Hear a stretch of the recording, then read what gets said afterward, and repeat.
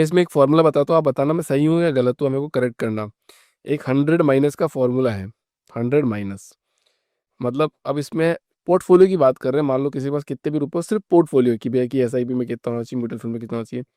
तो अगर किसी की उम्र 25 साल है आज, तो 100 minus 25 is equal to 75, correct? तो 75% जो हिस्सा है आपका वो होना चाहिए इक्विटी, जो मतलब हाई रिस्क वाले हैं। इक्विटी, म्यूचुअल फंड, स्टॉक, ये तो जो भी पोर्टफोलियो 10,000 का भी हो चाहे 10 लाख का हो, तो वो 75% उसमें होना चाहिए। और 25% आपका जो हिस्सा होना चाहिए वो होना चाहिए एफडी, जो कि गारंटीड रिजल्ट वाले प्लान है जिसमें 7-8% का मिलना ही मिलना तय है।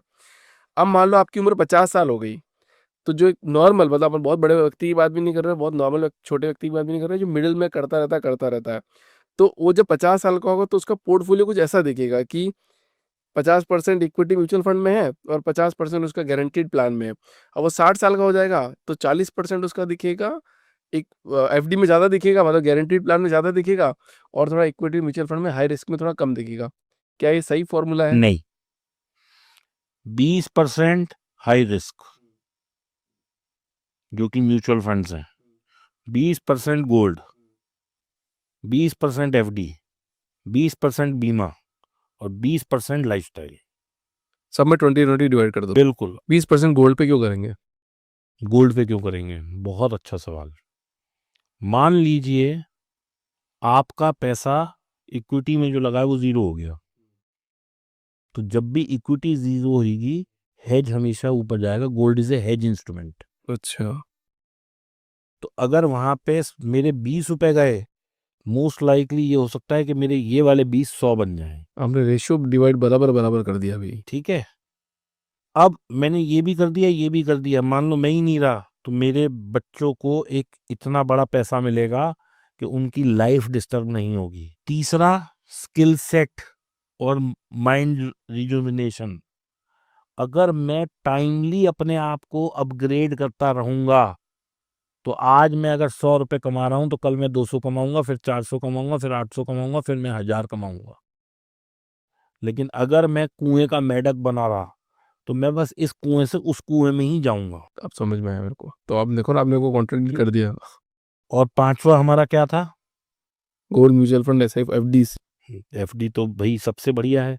अब सेविंग में 3% 4% मिलता है, एफडी में 8% मिल जाता है। रखो पैसा, तब भी सेफ है। बस। घर एक होना चाहिए आदमी का पास जिसमें वो रहता है। अगर वो उसे छोटा पड़ रहा है, सेल इट, बाय न्यू।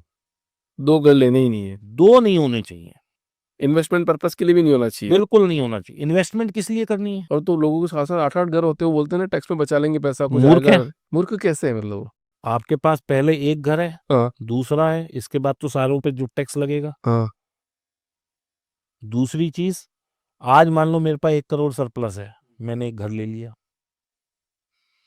कल मुझे 30 लाख की जरूरत पड़ी, मैं क्या खिड़की बेचूंगा, बाथरूम बेचूंगा, जंगला बेचूंगा, पंखा बेचूंगा, क्या बेचूंगा?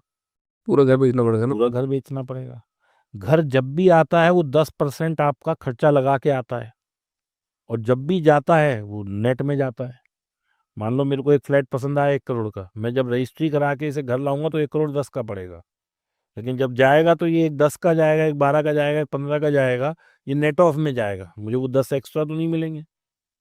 तो घर आते के साथ ही 10% मेरे को खर्चा दे के जाता है। पर लोग तो ऐसा बोलते हैं ना कि आप घर खरीद लोगे, आपको जब जरूरत पड़ेगी तो आप उसको बेच दोगे तो अच्छा खासा पैसा आ जाता है, और प्रॉपर्टी का अप्रिसिएशन भी बहुत ज्यादा हुआ है अभी। अभिषेक, हम लोग ना एक मिथ्या में जी रहे हैं। हम्म।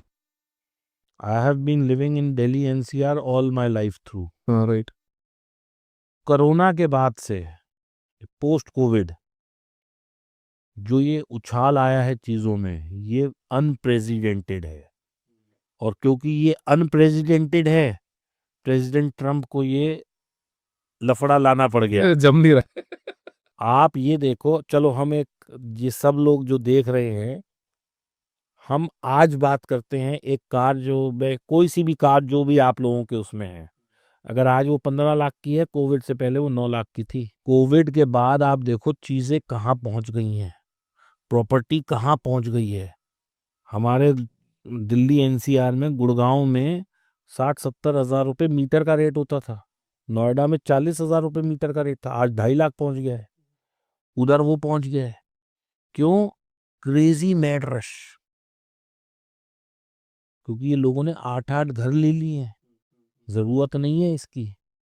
और इसका नुकसान क्या हो रहा है कि आने वाले 30-40 साल बाद प्रॉपर्टी जीरो में भी नहीं बिकेगी, जीरो में भी नहीं बिकेगी? कैसे कैसे बोल सकते हो मतलब? क्योंकि सरकार आएगी, बुलडोजर चला देगी आपकी प्रॉपर्टीज पे। और ये वी विल सी। क्यों? जंगल नहीं बचेंगे तो लोग सांस कैसे लेंगे? हम सारे जंगल काट के एक्सपेंशन पे एक्सपेंशन किए जा रहे हैं। We are in a very serious turmoil of water and air. हम अभी पैसा पैसा स्टॉक मार्केट ये वो कर रहे हैं, आने वाले 30 साल बाद लोगों की लाइफ में इशू होगा हवा हवा हवा, कहाँ है फ्रेश एयर? पैसे में हवा खरीदी जाएगी फिर। हाँ जी। तो जो इतने इतने घर खरीद रहे हैं लोग, इतना पैसा कहाँ से आ रहा है इतना लोगों के पास? एक एक और बाकी तो ऐसा बोला जाता है कि टैक्स पेयर तो 50-60 लाख ही है। लोन ले रहे होंगे, मेरे को आइडिया नहीं भाई कहाँ से आ रहा है। I wish I know. Actually क्या है, इंडिया में और दुनिया में सब जगह भेड़ चाल होती है। ये ना, जो प्रेसिडेंट ट्रम्प क्या कर रहे हैं, वो डिमांड को खत्म कर रहे हैं। हाँ। आज ये पानी की बोतल है 100 रुपए की मिल रही है, हर आदमी बॉटल वाटर पी रहा है। अब उन्होंने कहा भैया ये 100 की नहीं, ये कल से 150 की हो जाएगी, क्योंकि हमने टैरिफ लगा दिया। तो अब लोग इस पे कम कंज्यूम करेंगे बॉटल्ड वाटर। हर चीज इतनी महंगी हो गई है कि लोगों की पहुंच से बाहर है। बहुत सही कह रहे हो सर। आज एक बच्चा जो नौकरी कर रहा है, जब मेरी शादी हुई मेरी माँ ने मुझे मेरी वाइफ को हार दिया, वो शायद 100 ग्राम का था, कुछ अंगूठी दी ये वो। आज के लोग कैन दे अफोर्ड?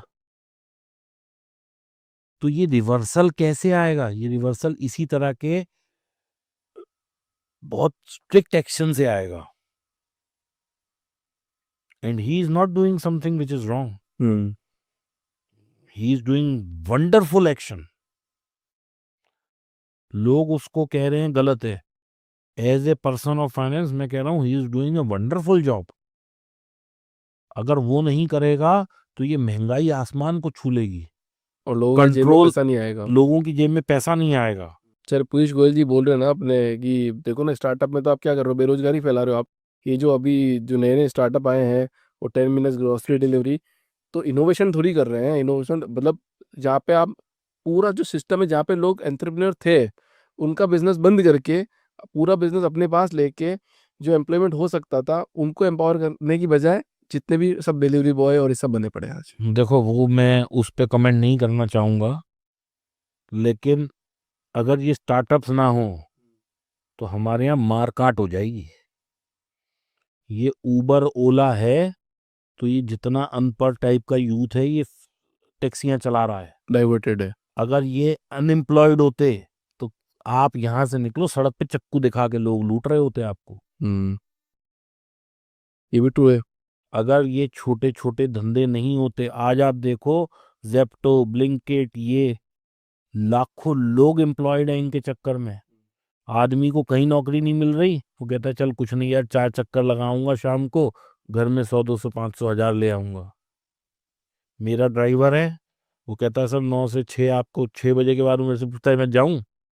मैंने कहा भाई तू क्या करेगा घर जाके? कहता है सर आप छोड़ोगे तो मैं वो चला लूंगा ऊबर, 4 घंटे में अगर ड्यूटी करूंगा तो मैं 1,500 कमा लूंगा। तो आप कह रहे हो पीयूष गोयल जी की बात गलत है? मैं क्या कह रहा हूँ, मैं उनको गलत नहीं ठहरा सकता, लेकिन मैं बता रहा हूँ कि ये जो स्टार्टअप्स हैं 5-6, they have created a massive change in the society. मेरी कोई हैसियत औकात और मेरी वो नहीं है, मतलब थिंकिंग उस लेवल की कि मैं पीयूष गोयल जी को या किसी भी उसको गलत ठहराऊं। नहीं, मेरा मानना ऐसा है कि ये जो 5-6 प्रोमिनेंट स्टार्टअप्स हैं, they are doing wonderful job for the society.